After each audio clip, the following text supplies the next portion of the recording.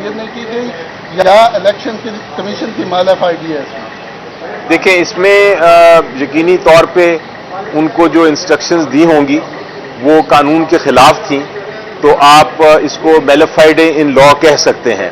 यानी कानून में अगर आप एक ऐसी इंस्ट्रक्शन देते हैं, ऐसी हिदायत देते हैं अपने अफसरान को जो कि कानून के खिलाफ है, तो उसको वाकई ही आप मैलिफाइड ही कहेंगे। सर ये बताइएगा कि एक बड़ी डिस्कशन चल रही है कि जो आपके उम्मीदवार होंगे वो आज़ाद होंगे तो किसी भी जमात में जा सकते हैं। इस हवाले से कोई तहरीक इंसाफ प्लान कर रही है अदालतों में जाके कि कोई पार्टी आपकी मौजूद है, बल्ले का निशान नहीं है, तो इस पर एक लीगली पोजीशन बताइएगा क्या होगा? देखिए, मेरी नज़र में जो कैंडिडेट्स हैं वो 3 किस्म के इस वक्त मैदान में उतरे हुए हैं। ये जो इलेक्शन हो रहा है उसमें 3 किस्म के कैंडिडेट्स हैं। एक तो कैंडिडेट है जो कि अपनी अपनी पॉलिटिकल पार्टी, अपनी सियासी जमात के इंतखाबी निशान पे लड़ रहे हैं, वो तो पार्टी के कैंडिडेट्स हैं। दूसरे कुछ कैंडिडेट्स ऐसे हैं जो बिल्कुल ही आज़ाद हैं, जिन्होंने अपने नॉमिनेशन फॉर्म में और अपना जो एफिडेविट है उसमें कहा है कि हम किसी पार्टी से मुंसलिक नहीं हैं।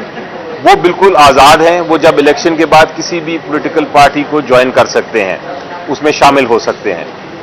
तीसरा कैंडिडेट वो है जो कि जिसने अपनी नॉमिनेशन पेपर में लिखा है कि मैं इस पार्टी का, एक खास पार्टी मसलन पीटीआई का मैं कैंडिडेट हूं और पीटीआई ने उसको एक्सेप्ट किया है, लेकिन वो सिंबल चूंकि पीटीआई को नहीं मिला, वो अपने ही सिंबल पे लड़ा है इलेक्शन, लेकिन उसने एफिडेविट में भी और नॉमिनेशन पेपर में भी ये जाहिर कर दिया है कि मैं पार्टी का नॉमिनी हूं। ये जो नॉमिनी कैंडिडेट है इसको भी पार्टी का कैंडिडेट समझा जाएगा, बेशक वो पार्टी के सिंबल के बगैर लड़ रहा है। इसलिए कल को जब इलेक्शन होगा तो वो पार्टी का ही कैंडिडेट समझा जाएगा और पार्टी का ही मेंबर समझा जाएगा पार्लियामेंट में। सर, कल लाहौर हाईकोर्ट ने सलमान अकरम राजा साहब को इलेक्शन कमीशन से रुजू करने की हिदायत की है, तो क्या तमाम कैंडिडेट्स इलेक्शन कमीशन से रुजू करेंगे या सिर्फ सलमान अकरम राजा साहब? नहीं, मेरा ख्याल है कि वो इस केस की जो फैसला है उसके खिलाफ शायद अपील करनी पड़े, क्योंकि जो केस फाइल किया था उसमें तो ये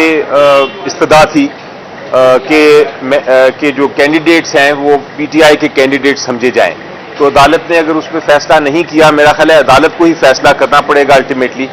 तो मुझे यकीन है कि बहुत जल्द उस फैसले के खिलाफ भी अपील फाइल की जाएगी।